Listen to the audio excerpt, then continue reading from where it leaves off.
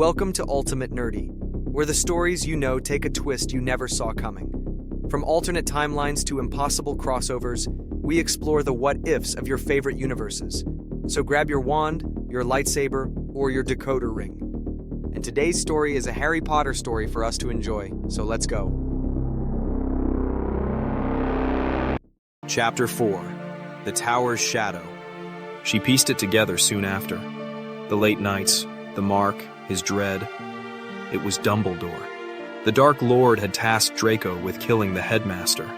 Hermione should have recoiled, run to Harry and Ron, but she didn't. She couldn't abandon him.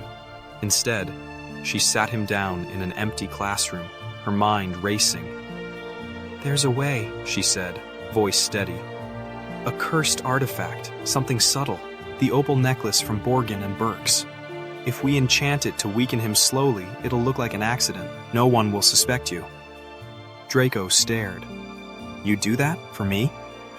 "Yes," she said, though her stomach twisted. "But you have to trust me." He nodded, slow and certain. "I do." They worked in secret, Hermione refining the curse while Draco secured the necklace. She hated herself a little more each day. Dumbledore had always been kind, but Draco's gratitude, his quiet touches, kept her tethered. The night came too soon. The astronomy tower loomed black against the stars as Draco climbed the steps, the necklace hidden in his pocket. Hermione waited below, cloaked in shadows, her wand ready. She'd charmed the tower's defenses to falter just enough to let it happen. She heard voices, Dumbledore's calm tones, Draco's shaking reply. "You don't have to do this, Draco," Dumbledore said. "There's still time to choose." "There's no choice," Draco snapped. "You don't know what he'll do to me." Hermione's chest tightened. She whispered, "Debilitas," a spell of her own making, and felt the air shift as Dumbledore's strength ebbed. He wouldn't notice. Not yet. Footsteps thudded. Death Eaters storming the tower. Bellatrix's cackle rang out. Draco's voice broke. "I have to. I'm sorry." A flash of green light seared the night. Dumbledore's body toppled over the edge, a broken silhouette against the moon. Hermione bit back a sob, her hands shaking. Draco stumbled down the stairs, pale as death, and grabbed her arm. "It's done," he rasped. "We've got to go." She nodded, numb, and they fled into the darkness, the castle's chaos erupting behind them. His hand stayed locked in hers, cold, steady, a lifeline. She'd crossed a line she couldn't uncross, and yet, with him beside her, she didn't regret it. Not entirely. Chapter 5. The Final Battle. The world had unraveled since Dumbledore's death. Hogwarts stood as a scarred fortress, its towers crumbling under the weight of war. Hermione and Draco were fugitives now, bound by their shared sin and a love neither could name aloud. They hid in Nocturne Alley's shadows, plotting, training, her intellect sharpening his resolve. The Malfoy family tolerated her presence, but their disdain was palpable. Lucius sneered at her. Narcissa iced her out. Only Draco's fierce defense kept them at bay. "You're mad, Draco," Lucius spat one night, his cane tapping the floor. "She's a liability, a mudblood playing at power."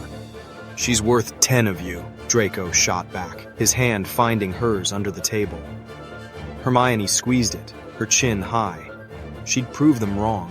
Her nights were spent poring over forbidden texts, mastering spells she'd once shunned. Curses that twisted the air, hexes that burned. Draco watched, half in awe, half in fear. "You're terrifying, you know that?" he murmured. "Good," she said, her smile sharp. The final battle descended on Hogwarts like a storm. Voldemort's forces breached the gates, Death Eaters clashing with the Order and students alike. Hermione and Draco fought side by side, their wands a blur of green and silver. They found Harry in the Great Hall, his glasses cracked, wand raised against Bellatrix. "Draco! We have to stop him now!" she whispered. He nodded, slipping behind a shattered pillar. Hermione stepped forward, her voice steady. "Harry!" He turned, eyes widening by the surprise of her being behind him. "Impedimenta!" The spell slowed him, a heartbeat's hesitation. Harry countered, but she was faster. Expelliarmus! His wand flew, skittering across the stone. Draco emerged, his face a mask of resolve. This ends it, Potter! Draco, don't! Harry had begun to speak, but Draco's Avada Kedavra cut him off. Green light flared, and Harry crumpled, lifeless. The boy who lived was no more. Hermione's breath hitched, her knees nearly buckling, but Draco's arm steadied her. It's over, he said, voice raw. She nodded, tears burning her eyes. Yes.